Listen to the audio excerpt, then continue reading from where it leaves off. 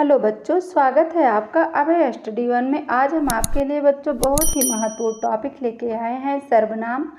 कल हमने आपको सर्वनाम पढ़ाया था और सर्वनाम के भेद बताए थे।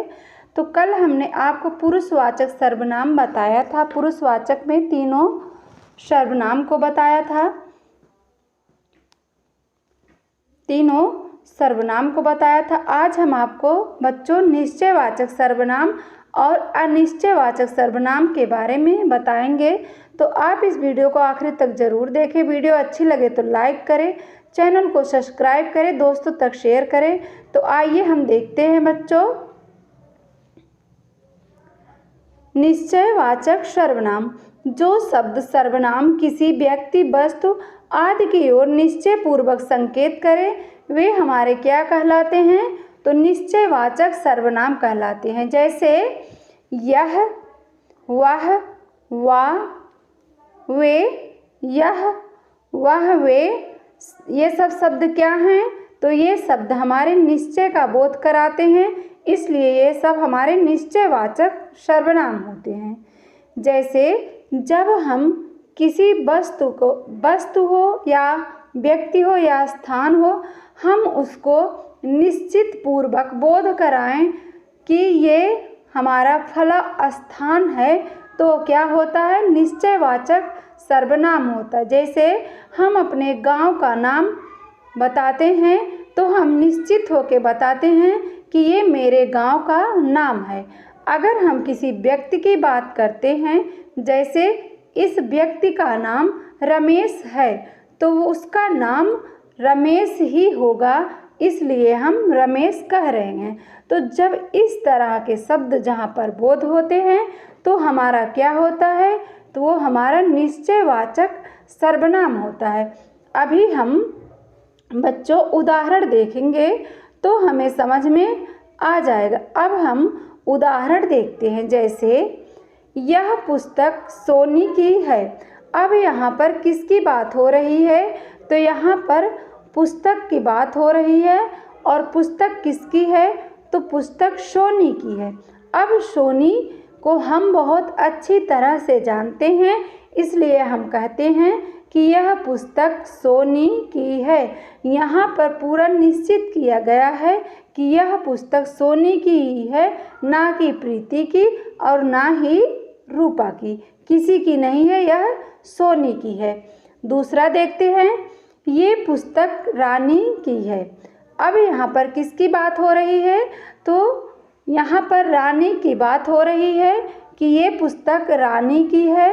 और यहाँ आगे ऊपर वाले में क्या होता है? यह पुस्तक सोनी की है और यहाँ पर ये पुस्तक रानी की है। जब ये, वो, वह, ये ऐसे शब्द आ जाएं तो वहाँ पर क्या होता है? निश्चयवाचक सर्वनाम होता है। वह सड़क पर कौन है? वह मतलब दिखा रहा है कि वह सड़क पर कौन है।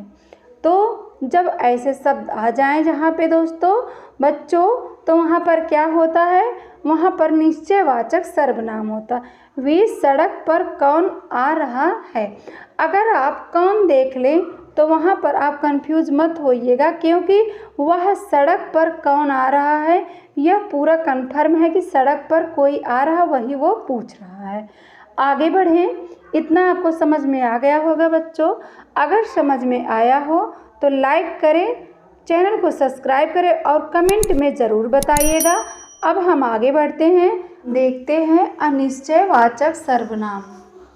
अनिश्चयवाचक सर्वनाम क्या होता है? जिन सर्वनाम शब्दों द्वारा किसी निश्चित व्यक्ति अथवा वस्तु का बोध ना हो वह हमारा अनिश्चयवाचक सर्वनाम होता है। जैसे कोई, कुछ आदि सर्वनाम शब्द, इसमें किसी विशेष व्यक्ति अथवा वस्तु का निश्चित नहीं होता है, इसलिए इसे अनिश्चितवाचक सर्वनाम कहते हैं। जैसे जब हम कोई बात करें और उसमें हम कोई निश्चित फैक्ट ना डालें, जैसे हम कह दें यह बहुत ज़्यादा है, यह कुछ कम है, तो जब ऐसे शब्द जहाँ पर आ जाते हैं तो वो हमारा अनिश्चयवाचक सर्वनाम हो जाता है।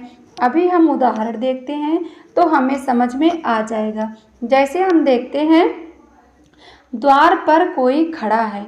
अब यहाँ पर किसकी बात हो रही है बच्चों? तो यहाँ पर द्वार पर कोई की बात हो रही है, कोई खड़ा है। अब द्वार पर कोई लड़का खड़ा है या कोई लड़की खड़ी है, कोई छोटा बालक खड़ा है या कोई बड़ा व्यक्ति खड़ा है, यह कुछ भी पता नहीं है, पर द्वार पर कोई खड़ा है। जब इस तरह के शब्द कहीं पे आ जाते हैं तो हमारा अनिश्चयवाचक हो जाता है। अगर हम यहीं पे कहें कि द्वार पर रमेश खड़ा है, द्वार पर महेश खड़ा है, तो क्या होगा? हमारा निश्चितवाचक सर्वनाम होगा, क्योंकि मुझे पता है कि द्वार पर रमेश खड़े हैं। जैसे आगे देखते हैं, कुछ पत्र देख लिए गए हैं, कुछ देखना बाकी है। अब यहाँ पर बात हो रही है कुछ पत्र देख लिए गए हैं। अब कितने पत्र देखे गए हैं यह पता नहीं है। 10 पत्र देखे गए कि 20 पत्र देखे गए कि 4 या 5 पत्र देखे गए।